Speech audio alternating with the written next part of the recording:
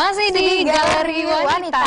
Masih bersama dengan Syifa Ur-Rahmah gitu ya, sosok perempuan yang tadi sudah memotivasi kita, menginspirasi kita luar biasa sekali dengan pengalaman-pengalamannya. Tidak ada keterbatasan di antara kita gitu, Syifa ya. Iya, Syifa. Tadi kan katanya juga pernah pelatihan ya, komputer ya. Dan itu kan biasa kan kita kalau melihat layar handphone, layar laptop itu kan tulisannya kan nggak terlihat ya kalau dari Syifa ya gitu ya. Pelatihannya itu gimana sih sebenarnya? Nah, jadi kalau untuk tunanetra itu komputernya sebenarnya sama aja atau laptop yang digunakan itu sama aja seperti yang teman-teman lain gunakan, teman-teman non disabilitas gunakan.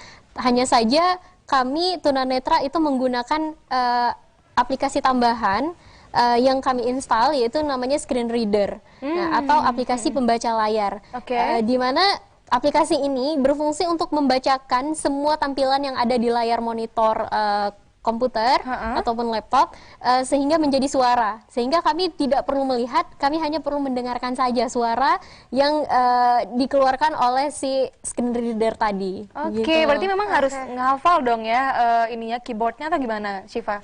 Iya, jadi tombol-tombol keyboardnya itu kami hafalkan.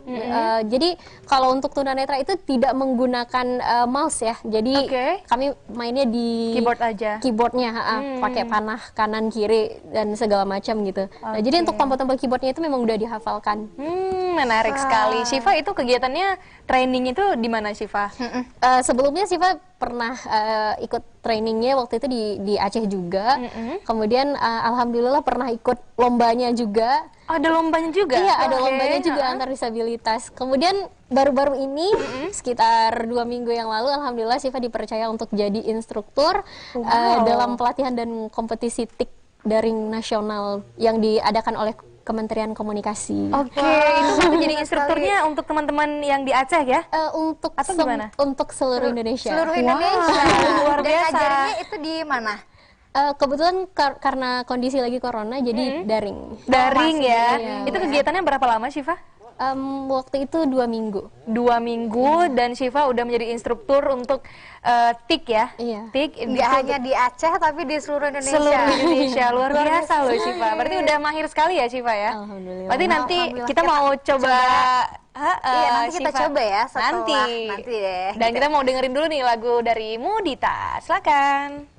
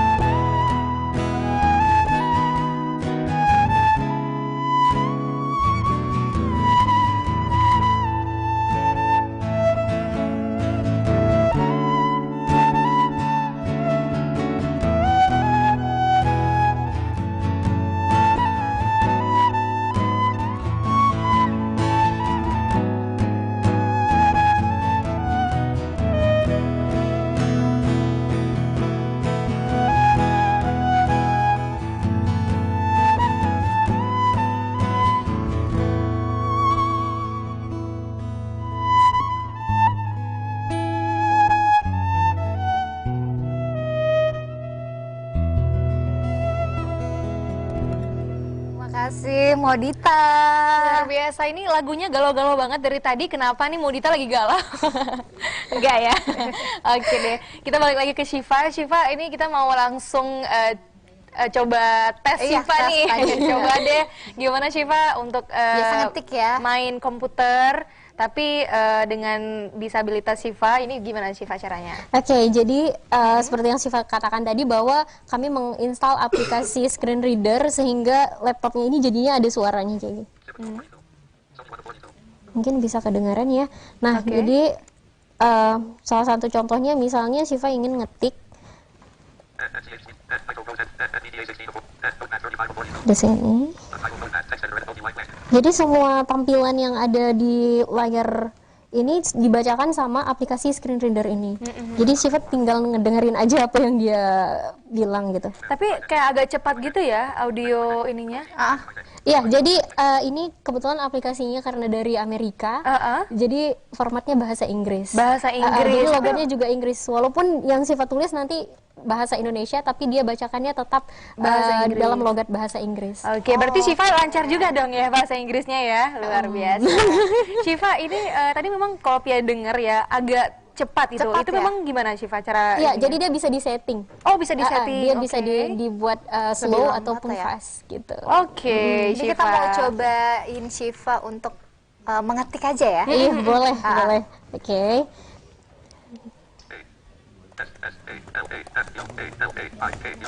Assalamualaikum. Assalamualaikum. Saya sekarang sedang berada di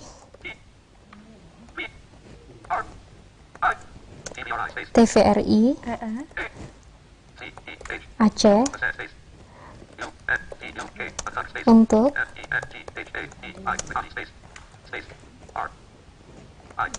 menghadiri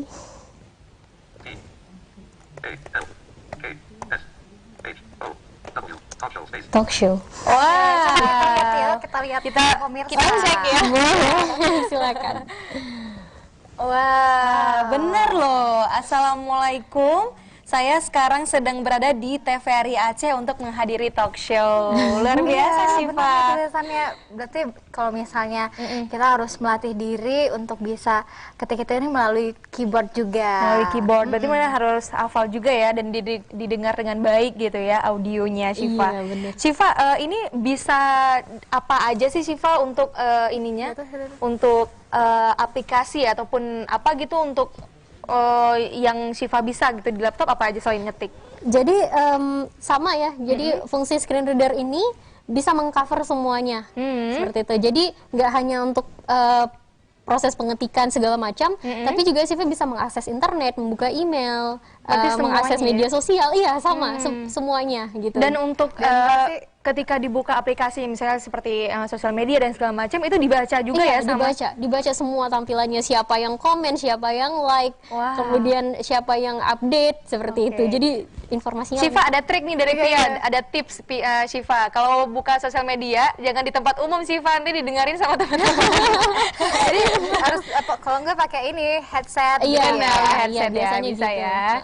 Ya nanti Syifa mungkin ada yang nyatain cinta, aduh, ada yang ketahuan. Ini ada yang nyatain cinta gitu ya. Bener. Oke Syifa, terima kasih ya Syifa ya. Iya, sama-sama. Ini juga pasti memudahkan Syifa juga menyelesaikan skripsinya. Iya benar. Oh iya benar ya. Sejak kapan sih Syifa jago nih untuk komputer bicara ya namanya ya? Iya. Oke. Jadi Syifa pertama kali belajar komputer bicara ini tahun 2011. Tahun 2011. Masih kuliah apa lagi usia Masih berapa? SMA kelas 1. SMA kelas 1. Berarti memang ada program juga ya untuk pelatihan ini atau gimana Iya, Syifa? memang ada program. Jadi waktu itu salah satu organisasi yang bergerak di bidang disabilitas itu mengadakan pelatihan komputer yang instrukturnya diundang langsung dari Jakarta. Nah, kebetulan waktu itu Syifa ikut sebagai pesertanya. Dan ini sangat memudahkan dari awal perkuliahan sampai tamat juga ya. Iya, jadi sangat membantu sekali. Ini biasa kalau untuk disabilitas tunanetra di Aceh nih Syifa, itu udah banyak nggak sih yang jago untuk komputer bicara ini Syifa?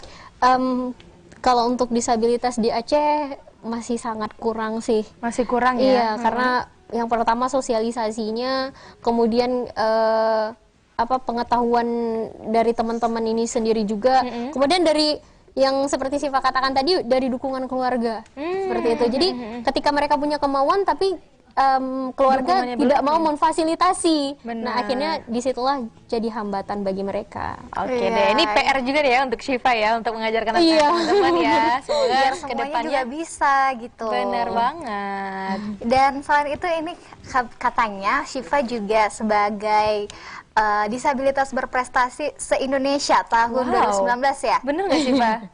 Bener ya? Iya, dari Iya, Indonesia. itu penilaian seperti apa sih Syifa? Gimana? Penilaiannya dari mana tuh? Penilaiannya waktu itu dari sertifikat-sertifikat yang Syifa punya. Jadi kami kayak bikin ngisi form gitu tentang prestasi, kemudian dibuktikan dengan sertifikat-sertifikat yang Syifa punya. Nah, kemudian ada pollingnya gitu. Berapa Oke, untuk saat dan ini mungkin Syifa paling banyak ya. Iya, udah berapa banyak nih sertifikat Syifa? Berapa? Totalnya. Berapa ya? Udah nggak bisa hitung Mbak Ki. ya gitu.